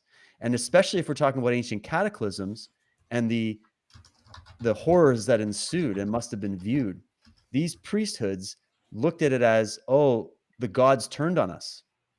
And so we're going to worship everything in a different way to try to get it to return to its order. And in that twisted thought was born some of the most ancient occult and dark occult ideas that still exist to this day. Whether the dark occultists of today would ever go to that length of going all the way back to that or not, I don't know. But this is just one theory that I heard that was like, that's kind of interesting. And we're talking about all these solstices and whatnot. It's just the way they viewed it. And then that's why they would want to time certain ritual genocides, murders, or whatever, and why the Aztecs were sacrificing people on altars and cutting their hearts out to the sun gods to try to beg the gods for mercy so that we could have rain and we could have this and that. And I think there's other things behind it as well. So what created that distortion in the field was a misinterpretation of what was going on in the natural environment. And then the misapplication of that ancient knowledge, which when inverted becomes incredibly evil and creates evil in the mind, and then creates those evil minds start creating evil and havoc on the world. So the chaos they're trying to create in the world is an expression of the chaos they have the memory of experiencing that nature did to them and the gods did this to us. And so now we're going to become the gods to restore the order. And it's a very twisted, warped way of seeing it. But it makes me wonder if that's why that's sort of the underlying race memory version of why they get into these really twisted occult practices and are willing to time actual genocides, wars, invasions, market collapses, assassinations of presidents, etc., on these lunar and solar calendar dates, is because that's them appeasing the gods. And who the gods are, that's a different Fringe Fridays. Well, so I found what I was looking for, by the way. Okay, go ahead. And I think I can draw off the context of what you were just saying. So there's an aspect of quantum entanglement here, right? I mean, if we look at what Raja was actually asking, is that information structure, that geometric structure, is in a sense quantum entangled through time. I'd look at it like that. And you were mentioning the yin yang, and it reminded me of this, and I had to go pull it up. Visualizing the mysterious dance, quantum entanglement of photons captured in real time. Sorry, that's an image of an actual photon? That's an image of photons in real time, quantum entangled. No way. That's 100%. This is on physics.org. I must have right forgotten here. Dude, that's insane. Yeah, that's wild. Josh, can you send me these things that you've been pulling up? Yeah, absolutely. Great. Absolutely. But so when we start to think about this, is that symbol is replicate in all of nature. It was replicate in this universal toroidal structure. It's replicate in the DNA spiral structure. The same symbol, which is the dance of photons, quantum entangling. So how is this information translated over those long periods of time through that data? It's quantum entangled. Our ancestors. Can I do a quick one too? You're blowing. Yeah. I think I showed you this one too, Josh. But while we're here, might as well just get it all in one show. As you're talking about quantum imaging, I just want to make sure I got the right image here. Okay, I'll just do this one really quick. And this is from Phil Donahue, and then I have the imaging that he's talking about. Let me just go to the window, and there it is. Okay, let me know when you can see that. Okay, so Bill Donahue, you can go on YouTube. They still have a lot of his old presentations from like the 90s where he's talking about this from this esoteric perspective. And he's talking about your soul is photon. You are an electrical element operating a piece of equipment called a body. That equipment runs on electricity and chemicals, and it can only respond to such, which means that any Holy Spirit coming into you, or any Jesus coming into you, or God coming into you, can only be one thing: electricity and photon. And if you wish to go to that parallel place, you can only go there through electricity or photon. So what he's trying to do is like bring scientific language to describe what was described in these ancient scriptures, right? And then the image that I found that was really cool was that this one right here. Let me just get that on. One more, Josh, and then you can you're stop fine. all the screen sharing. Here it is. So you brought up the yin yang, which comes from the Eastern traditions, and they got that under this type of holographic imaging. But this is holographic imaging of a single photon. Check it out. You've got the waves in the middle, but you have the symbols of a cross, right? And specifically on the left, you have the 4-pointed cross which I believe has been a distorted, this actually, we've talked about my docuseries Cult of the Medics, and I'm talking about this Order of the Knights of Malta, which are really the modern day Templars, right? And they have their symbol, which is the Maltese cross, right? Nothing evil about that. But because originally I had Joki Hagström on my show, who's from Sweden, and he goes back to the whole cycle of the ancient Bach people and all of that, which predate Rome and all that.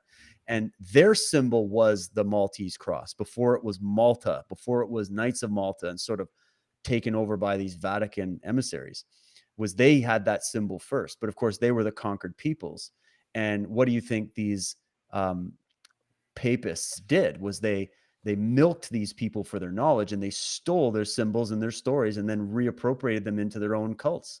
So the original, from the ancient before it became corrupted, or even later in modern Christianity, it was originally under it was originally derived, just even carved on ancient rune stones that go back tens of thousands of years.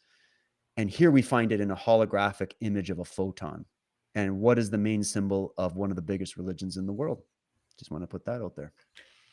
Absolutely right. And I mean, I've gone out there and I've looked at the various different quantum symbology. And the question arises, is that how the wave is collapsing because of how our minds think and imprint that into the quantum universe? Or was the quantum universe discovered a long time ago and developed the foundation for our mythology and religion? They might have not called it quantum universe. They might have called it the ether or something. That all the modern scientists are like, oh, we've just proven the ether. Oh, okay. You just proved a word that was used to describe basically what you're talking about as quantum Space-time. physics. Yeah. Right. So interesting. But that's amazing. We're talking, these are photons. If we're made of photons, and we're going back to this symbolic language in this archive, why is the symbol of a cross or the symbol of a yin yang or these different, a pyramid, especially a pyramid with an eye and the whole thing, why are those symbols so powerful? And why were they adopted by the dark satanic occults? It's not because the symbol is their property and they own it and they invented it and they built it and then put it out there to demark. They stole it and they know it's powerful. That's why they employ those symbols, is because they're mystical, religious, archetypal symbols that you immediately recognize, even if you don't know anything about symbols. And that's why you buy those products that are using those symbols and why you're adopting. And that's why they're so appealing. And I also hear this stuff about, if you use the cross, you show some guy who's demon possessed a cross, or, this kind of stuff. Because, I've interviewed some of these priests who do these exorcisms, and they have their way of thinking, oh, it's because it's the power of, the religion. And I'm like, yeah, but what if it has to do with light? What if that's why it has a problem? These dark energies or these dark psychic archetypes react violently to it, is because it's hearkening them back to their humanity, because you're made of that shit. Yeah, literally at the quantum scale. Yeah. That is the expression of your quantum body is entangled in the yin yang and expressed within the cross and the Maltese cross and all of these other things in a holographic fashion. And it goes back to what Loralee was saying, is that God is light. We are light. The expression of ourselves is light. That is the information that is that matter is constructing around, that water latches onto, and that oscillates that wave. Yeah. And the cross is the cross of matter. It's the cross of matter. The cross of matter. It's the relation, if you look at the astrological symbols, you'll see that there's crosses. Say Venus is a circle above a cross, and Saturn is a cross with a crescent underneath it. So that's the symbol of matter. And as we were saying before, it's this relationship between spirit and matter, light and dark, and these opposites that are always attempting to find that center, that balance point. But it's a moving target. It's like we don't get somewhere where everything's perfect. It's this eternal unfolding in this relationship between the light and the dark, and all the pairs of opposites. But there's something I'd like to just add in here from Lord of the Rings. Actually, well, it's not Lord of the Rings. It's from the Silmarillion, relating to what you were saying earlier, David, about where did the dark come from. So this is, as I say, from the Silmarillion. They're talking about, or it's talking about Ungoliant. Ungoliant is the spider-like creature that was the mother of Shelob, the spider in Lord of the Rings. Oh. So Shelob is the spawn of Ungoliant. And Ungoliant was this spider-like creature that Melkor, the embodiment of evil or Satan in this story, kind of hired Ungoliant to suck the light out of the two trees. So originally in Middle Earth were the two trees, the Loralee and the Tellurian. And it was those two trees that brought light, like the sun. But then Melkor brought in Ungoliant, who sucked the light out of the trees. So here's what it says. The light failed, but the darkness that followed was more than loss of light. In that hour was made a darkness that seemed not lack, but a thing with a being of its own. For it was indeed made by malice out of light, and it had power to pierce the eye, enter the heart, and strangle the very will. Isn't that powerful? That is. So it's Yeah. like, again, using the weaponization process of it, right? Mhm. Yeah, weaponize the light. That's the Yeah. ring of power. The So false light. yeah, they the foe, they want to use the power of the light for their own purposes. So they create images like the nuclear blast, that ring of power, or CERN, or other rings. I mean, they structure their systems in terms of rings, right? Rings within rings. But that's a usurpation of the light, a malicious use of the light. That is, more than a loss of light.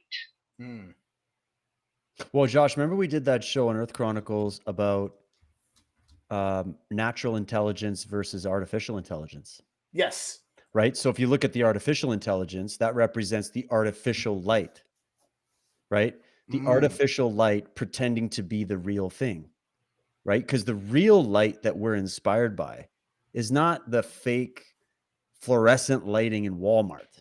All right. Let's be honest. Walmart sucks. The lighting sucks. What we like is anything that mirrors candles. They even make little lights that flicker like candles do, because we have it goes to that primal, like the fire. We like the fire light.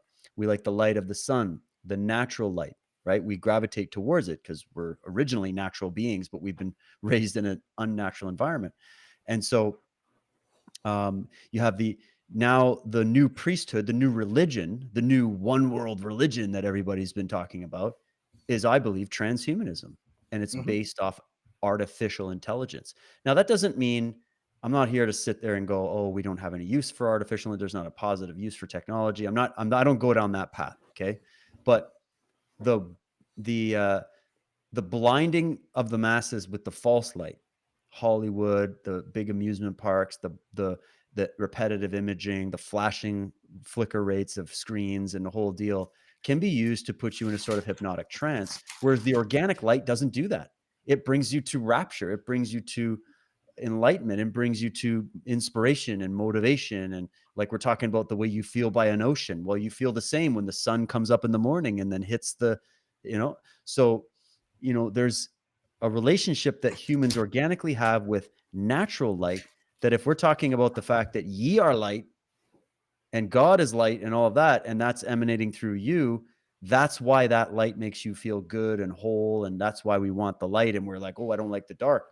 But the inorganic light, the synthetic false light, there's even studies done by various psychologists that have shown that, sitting your kid behind a desk in a school lit with artificial light all day, not letting them outside, this is actually destroying the development of their psyche, which is why the Montessori schools and whatnot and the Steiner schools, they all believed in the vast majority of your education should be the children outside working in the gardens and climbing over different things and like playing outside, because it's the natural thing.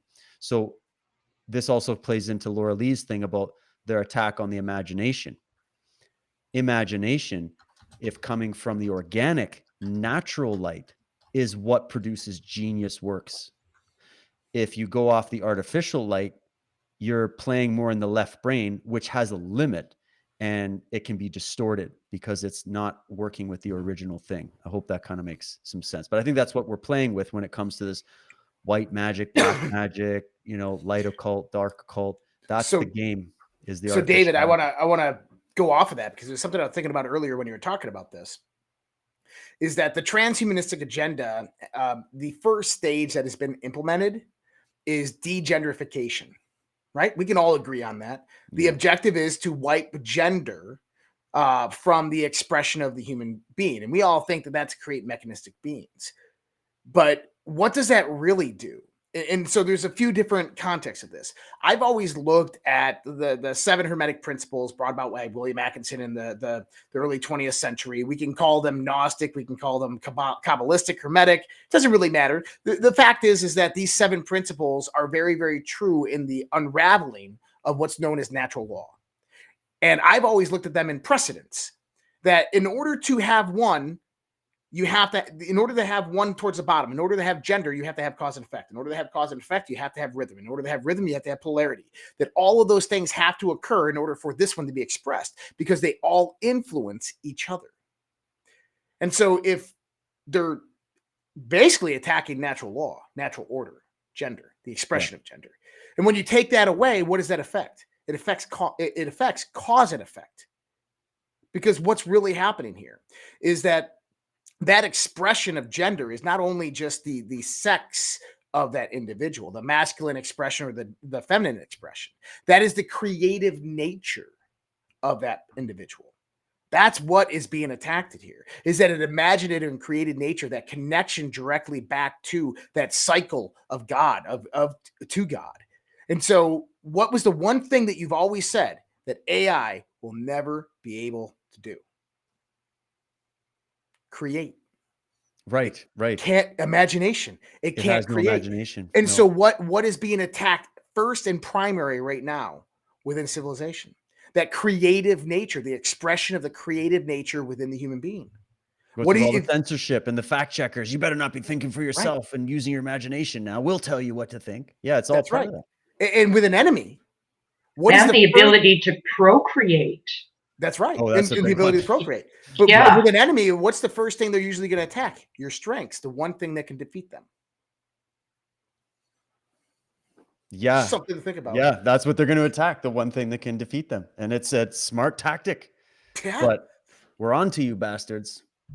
That's right. We are. And that's what's going to bring them down. Because well, they don't. Yeah, I think so too. I agree. Yeah. They just don't know it yet. Some of them, they don't know it yet. Yet. I mean, they're going to push it as far as they can, but the game is pretty much up now. I mean, there's going to be a lot of damage done in the meantime. I mean, we already see the lowering fertility rates and the difficulties just, trying to conceive these days. And that's been going on for a long time already, for decades. And so all of that has to be healed. so that we can create other human beings again. Yeah. Well, Loralee, you've done so much on the Lord of the Rings. Like I was just talking in a recent show. I was trying to talk to some of the people that I've noticed have gotten pretty black pilled and pretty depressed about situation going on. And I don't blame them. It looks pretty dire. It's an insane timeline that we've gotten stuck in, but I was trying to bring that brilliant scene where Samwise is talking to Frodo, when Frodo basically's got this mentality of he got all black pilled and he's like, what is the point? Like, I'm just so burdened down by this mission and all the horrors we've seen and all the loved ones we've lost. And Samwise is just like, he's like those old stories, Mr. Frodo, the ones that really meant something. Everything was lost. It looked like it was over. And then there's something in those stories that was just animating the people that were the heroes in those stories, which was that there's good in this world and it's worth fighting for. And it's a great way they did the scene. And it always gives me goosebumps. And I know it's just from a movie and people are like, oh, but that movie is animating a myth that goes back through ancient times, again, to this genetic memory. So we all know this to be a truism. Even though they're on mythological characters, that doesn't make it any less true. And it actually makes it more true in a way, because we want to animate that in us ourselves. And that's what we need to do, is to say, we're right now in the thick of it, at the black gate, at the nth degree, where we're all tired and there's all this corruption, and we still got Trudeau in government in Canada. What the hell? Why are we still there? Like with Biden and wars, and now the solar eclipse, and then there's murder hornets, and oh my God, it's endless. And you go, yeah. And people can easily just sit back and go, it's hopeless. Sauron has won. You're never going to make it to Mordor to drop that ring in the pit of, and destroy it forever. And then there's that Samwise archetype. That is an archetype of your own psyche that's there to say, no, the great ones of old that ever won freedom or ever won anything good or created anything good in the world, what made them special was that they knew there was good in the world because there was good in them. And that it was worth fighting for. And the fact that if you can recognize goodness in yourself, if you're the last man standing on this earth, it's worth fighting for that goodness that you've identified in yourself. And if you go down the path of saying, no, there's no good in the world, it's all hopeless, we're all totally screwed, you're not just betraying humanity, you're betraying yourself. You're betraying the goodness you've cultivated within yourself. So my thing was, there is good in this world, and it is worth fighting for. And we're being pushed up against the edge because, like Josh, your favorite theory about optimization, which I think is legit, that the universe is looking to optimize, and because everybody's like, why could God and the good side of the universe allow all this evil to happen to children? All this stuff we're learning about child trafficking and pedophilia and the horrors, right? How could it allow that to happen? And that's the voice of the inner Frodo going, I don't get the evil. Yeah. And you need that Samwise archetype that goes, yep, even then, it's going to serve the higher. And it's even evil is enslaved by the good in the end at the top. They don't know it yet, but they're working for the other side because they're part of that optimization process. But what do you think, Loralee, about that brilliant bit in Lord of the Rings? Oh, wow. Yeah, it's one of my favorite parts too. Well, and the bottom line is that, there is good in the world because there's life. Life is going to go on no matter what. And Samwise Gamgees is an archetype of an inner character that we all have. We all have an inner Sam. And he's similar to the character in the Descent to the Underworld myth, which is Ninshubur. So when Inanna, the goddess Inanna, goes to the underworld, it's Ninshubur who keeps things going, who keeps life going in the upper world, as it were, while Inanna is hanging on the meat hook in the underworld. Well, same kind of image here with Sam and Frodo. I mean, Sam literally carries Frodo to the pit of Mount Doom. And so Sam represents that part of everyone, that when things are, when you're feeling really bad, there is that inner character that we can connect with. And Lord of the Rings is the myth for our time. Our time. There's myths and legends and everything that are associated with other cultures and other times in history. But my thing is that this is our myth. This is ours. I love it. And I love the rest of that quote with Sam. So he says, yeah, it's like in the great stories, Mr. Frodo, the ones that really mattered, full of darkness and danger they were. And sometimes you didn't want to know the end, because how could the end be happy? How could the world go back to the way it was when so much bad happened? But in the end, it's only a passing thing, this shadow. Even darkness must pass, and a new day will come. And when the sun shines, it will shine out the clearer. Those were the stories that stayed with you, that meant something, even if you were too small to understand why. But I think, Mr. Frodo, I do understand. I know now. Folk in those stories had lots of chances of turning back, only they didn't, because they were holding on to something. And Frodo, of course, says, what are we holding on to, Sam? That there's some good in this world, Mr. Frodo, and it's worth fighting for. Boom! I love that movie. I gotta put my camera off, man. I'm gonna get all misty over here. I know. I'm like, come on, bring it on. I'm like ready now. It's also got the sun thing in it. When this darkness passes, the sun will shine all the clearer. Yeah, when the shadow of darkness is only temporary. And maybe this eclipse isn't going to kick off 1,000 years of darkness ruled by the evil satanic empire. Just maybe we're getting a new dose of that photonic light band energy afterwards. I don't know. Maybe we're just making shit up, but I think there's something symbolic there as well. And maybe part of us has to believe it in order to manifest it. Well, and Galadriel uses the light.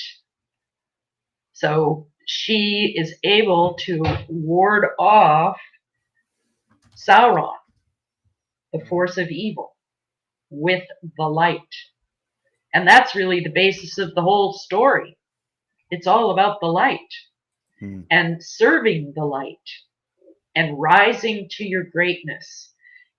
Each of the characters in Lord of the Rings rose to their own individual greatness.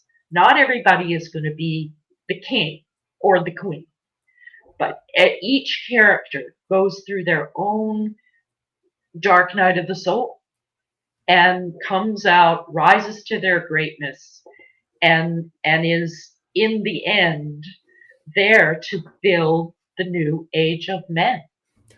Do you guys does anybody here know who Len Horowitz is? Yep. So vaguely. He's a dentist who turned truther. He's still around. He's doing some good work. There is the story he told one time at a conference, and I put it into a short little video, and I want to play it because it has all the context of everything that you guys just said. Perfect. Now, hopefully this doesn't get us knocked off of Facebook because it does have some music onto it. But if it does, I will come back for all those people on Facebook. But let's play this. And the volume is up.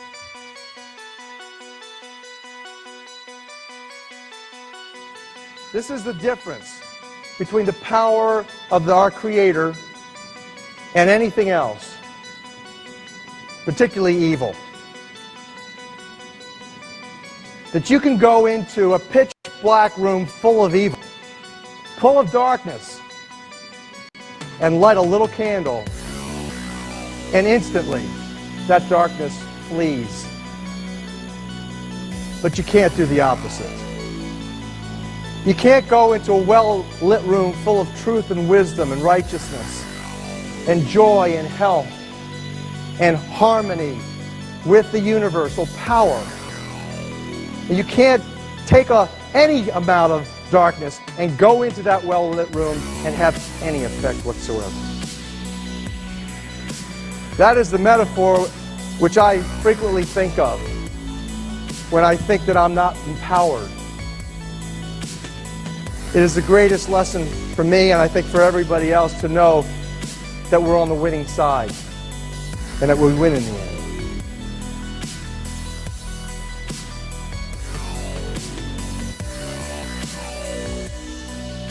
All right. Wow. That's Dark Great. the light. Dark the light. I mean, it's the truth, is that you cannot go into a well-lit room full of truth, full of righteousness, full of wisdom, and have darkness do anything. And that's, I think, that metaphor is brilliant. And it's an old metaphor. That's, I think, what he's encapsulated there is what's encapsulated in Lord of the Rings. It's what's encapsulated in the scriptures. It's what encapsulated in so many of the great stories that really meant something, was that battle. And that battle happens on the big aggregate, the collective level, the world, right? But it also happens inside of everybody. This is what I've really brought into my life, was just that, you know, there's a setting, there's a solar eclipse happening in my mind, right? In your mind, and metaphorically speaking, right? And that these stories are there to trigger that memory and to trigger that consciousness waveform that's going to allow you to shut down those little, what do they call them? That bad guy in Lord of the Rings, worm tongue, right? Everybody's got their own worm tongue. That's it. They're whispering, casting a spell on the king, right? And the queen, and trying to shut you down and bring you to half your strength and tempt you. And the biggest temptation is to succumb to the easy path. And the easy path is the path of despair. The easy path is the path of hopelessness and giving up and feeling like it's hopeless. That's actually the easy path.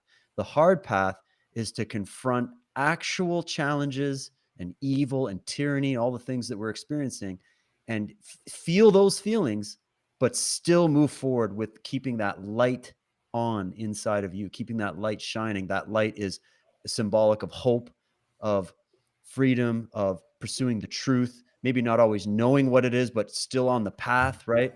And keeping that light strong, and then surrounding yourself with other lights. That's why they say, you know, the spirit, that Holy Spirit is wherever a few people are gathered. It doesn't have to be all the world waking up at once. It could be 300 Spartans. It could be 7 samurai. It could be 3% of the American population to fight off tyranny. It could be a small fringe minority with unacceptable views in Canada shutting down the mandates. You know, it could be one person, one little hobbit who's otherwise not very exceptional, who can do something that wizards couldn't do, that warriors couldn't do, that, you know, elf queens couldn't do. Only that small little person could do something that would change the world forever. And I think that's the metaphor. Those are the stories. And that myth is encoded in so many stories. And I think it's encoded inside of all of us archetypally. Even the smallest person can change the course of the future. Wow. I say that's the closing comment. I don't have any. I think David has had like 3 or 4 different little monologues that just nailed it. Like, no, but I'm talking about Loralee. That sentence. That's Galadriel. Great. Yeah, Galadriel, when she gave the light to Frodo. Yep. Even the smallest person can change the course. And that's the truth. It is the truth. And we all can wield the light. We just need to learn about it, learn about the light. And everything we've talked about today, we've all learned something about the light, and we can keep learning about the light. And by the way, where we perceive the light is the pineal gland. The pineal gland is ruled by Neptune and Pisces. So we're getting an opportunity with the particular astrological alignments right now. Saturn in Pisces, Neptune in Pisces, working through this. I think it's activating, or has the potential to activate, something in the pineal gland that opens up that third eye. And what's building, what's building with Saturn and Neptune. So as they're finishing up in Pisces, they're actually going to form a conjunction There'll be 2 conjunctions, actually, but the first one happens in July of 2025. Saturn and Neptune line up at 2 degrees of Aries. So these 2 planets are traveling through Pisces right now, doing this sort of dance, this spirit and matter thing that we talked about. The way it moves in, it adjusts things, moves back out, comes back in. Well, once they come together in a conjunction in Aries, Aries is the sign of spring, the new way, the new birth is what's coming after all of these outer planets move out of the signs they're finishing up in right now and move into the new signs. This Saturn-Neptune conjunction in Aries, I think, is going to be really amazing because it symbolizes this awakening, this new ability to receive the light, to receive the life force, just like the seed that sprouts in the spring. The first degree of Aries is the first day of spring, and that the symbol of Aries is the sprouting seed. And the power of that little teeny tiny seed that can actually push its way up through even concrete. So we are on the precipice right now. It's the death of the old, and yeah, there is going to be death and destruction. Yeah, no doubt about it. I mean, we're not going to get through this. It's not going to be an easy ride. And just like all the myths and stories and hero's journey and Shiro's journeys, there has to be that dark night of the soul and that, battling within and battling without. But the new life is coming. And I think it's coming out of this transit of Saturn and Neptune in Pisces that is opening up the third eye, opening up that ability to receive the light. Wow. And then we can build, because Saturn is all about building. Saturn builds stuff. It'll be a Capricorn. Structure. It makes structure. So it makes stuff out of what comes out of the imaginal. So Saturn-Neptune conjunction, July 2025. That'll be interesting. Love it. Amazing. Guys, I put David and Loralee's contact information. I made Loralee's really simple for you. redpills.tv/Loralee, Loralee. You can find her over there at that. It's also in the description boxes below. And to visit David there, dwtruthwarrior.com, dwtruthwarrior.com. Guys, excellent show as always. This is probably one of my favorites. This one was freaking fantastic. Oh, yeah. It's always great talking to you guys. Oh, Same. man. Good to hear your voice, Loralee, and yours too, Josh. Good to see you, brother. Oh, love you. But guys, we're going to be going to socialredpill.com. If you guys want to join in over there, you can help support us. We're going to be going to Fringe After Dark. That is a live Zoom that takes place after this, the conversation after the conversation. I'll be over there in about 10 minutes. I'll see you guys there. Much love, respect. God bless. Take care. Have a great night. We'll see you guys next time. Bend the spoon. That's impossible. Only try to realize the truth. What truth? There is no spoon.